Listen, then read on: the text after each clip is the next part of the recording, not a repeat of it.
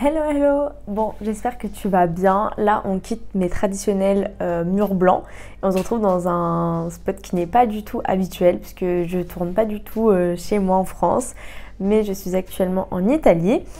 Et étant donné que c'est un petit peu les vacances entre les deux semestres, je souhaitais parler de quelque chose qui se différencie un petit peu du droit brut, pur et dur. Donc je me suis dit que ça pouvait être sympa de faire un épisode de podcast, mais cette fois-ci que je vais filmer en même temps, d'où ma grosse tête sur les écrans. Mais comme ça, je la filme en même temps, je la mets en vidéo YouTube et en podcast pour juste l'audio. On va parler d'un sujet que je vous ai teasé en plus sur Instagram, donc déjà, si vous ne me suivez pas, le lien est en description. On va parler donc des résolutions, comme tu l'as vu dans le titre. Je pense qu'on va arrêter de faire un peu de suspense. Donc pourquoi je voulais aborder le sujet des résolutions? Déjà, on est quand même en début d'année. Je sais que j'arrive après la guerre et qu'on est fin janvier, mais on reste en début d'année. Et je voulais vraiment différencier deux grands points, les résolutions et les objectifs. Et ça va être un petit peu tout le thème de cette vidéo. Donc écoutez, c'est parti. On commence sans plus attendre. Lorsqu'on parle de résolution, ça rime un petit peu avec nouveau départ, forcément. Et ça, c'est un petit peu quelque chose qui me dérange déjà, c'est qu'on parle de nouveau départ alors qu'on devrait parler de continuité. Et c'est un petit peu ce que représentent les objectifs.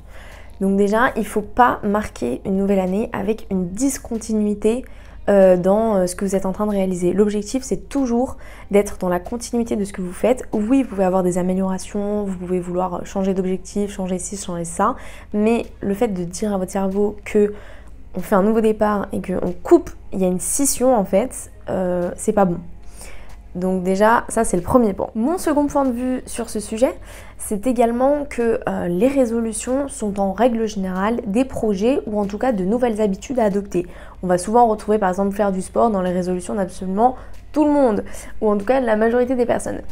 Ou encore développer un nouveau projet ou quelque chose de nouveau matériellement ou que ce soit intellectuellement, enfin bref quelque chose de nouveau.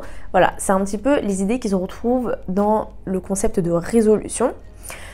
Et en réalité, si on rejoint donc mon idée du fait qu'il faut avoir des objectifs et non des résolutions, en fait l'objectif ce sera toujours d'orienter ce que vous allez faire ou vos habitudes en fonction des objectifs que vous allez atteindre. Et c'est ce qui nous amène au troisième point de vue que j'ai sur le sujet des résolutions, c'est le fait d'avoir un objectif SMART. En gros, on laisse tomber les résolutions, on se dit pas chaque début d'année, ok, je vais faire ça, je vais faire ci, je vais faire ça, et au final, je ne le fais pas parce qu'en règle générale, c'est ce qui se passe en fait avec les résolutions, c'est qu'on ne les tient pas forcément. On se dit plutôt, ok, je vais avoir un objectif SMART, donc SMART, ça veut dire le S spécifique, le M pour mesurable, le A pour atteignable, le R pour réalisable et surtout le T pour la temporalité, donc dans un temps défini. En ayant un objectif SMART, vous allez pouvoir mettre dans la case résolution, mais je vais l'appeler objectif, du coup je pense que vous aurez suivi ma pensée. On l'appelle objectif, on met un objectif SMART dedans et en fait tout l'objectif de l'année, donc par exemple en l'année 2024, ça va être de faire des mini-actions qui vont permettre d'aboutir à cet objectif SMART qu'on s'était fixé en début d'année. Donc avec cette technique, on laisse tomber la résolution, on se dit pas je vais faire ça, je vais faire ci, et en plus les résolutions n'ont ni queue ni tête ensemble, ça n'a rien à voir.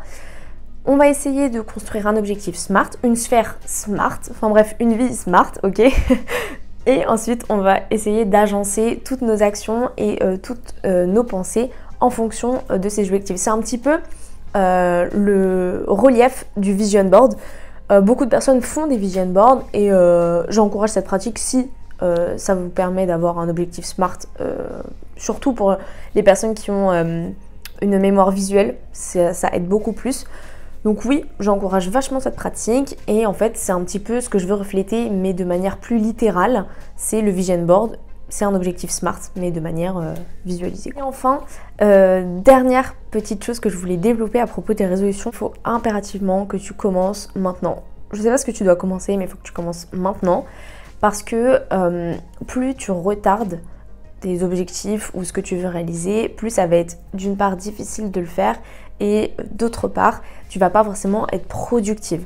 Donc vraiment, le but c'est que à chaque nouvelle année, tu puisses accomplir une nouvelle chose que tu souhaitais faire. Enfin, une ou plusieurs, hein, tout dépend de ta capacité, mais il faut que tu puisses accomplir des choses que tu voulais faire et non pas les retarder. En fait, il ne faut pas que chaque jour tu te dises ok, je le ferai demain, etc. D'ailleurs, j'ai fait un épisode de podcast sur la procrastination, tu peux aller l'écouter, et là, je vais en faire un autre sur la productivité, parce que ça m'a été demandé déjà la productivité, mais c'est surtout que je trouve ça super important. On ne peut pas parler d'objectifs SMART si on ne parle pas de la productivité, si on ne parle pas de la procrastination, si on ne parle pas de tout ça. En fait, tout ça, ça s'embrique ensemble et on ne peut pas les détacher, quoi.